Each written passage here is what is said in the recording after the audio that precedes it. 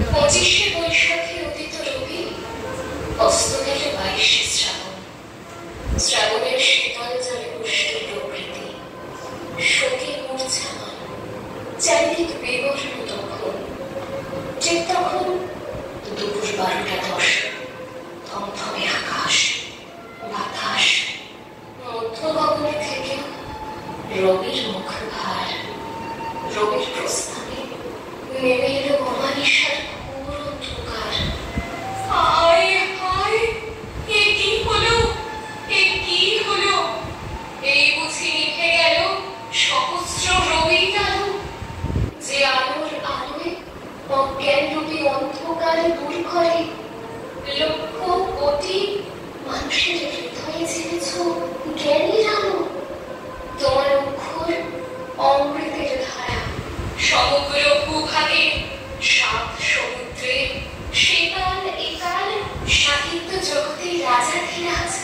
মহা হিমালয় তুমি, শোকের পরে শোক জীবনে, সবই মিথ্যা আফসোস। তুমি বুঝেছিলে মৃত্যু তো মৃত্যু নয়, এ তো আসা যাওয়ার খেলা। পৃথিবীতে সীমিত সময়, কত কিছু দিতে হবে, তাই তো শোক ভুলে কলমে কাটতো তোমার বেলা। উজাড় করে সব কিছু দিয়ে চলে গেছো অমৃত লোকে আমাদের ছেড়ে। নয়নে তোমায় দেখার সৌভাগ্য হয়নি, তোমার সাজানো সমুদ্রের রূপ দিয়ে দেখি তোমায় প্রাণ ভরে। মাঝে মাঝে প্রশ্ন জাগি নিজের কাছে, রবীন্দ্র সমুদ্র অতল, কুল কিনারা নাই। তাই তো বলি প্রাণের ঠাকুর, তোমায় বোঝা এক জন্মে আমার সাধ্য নাই।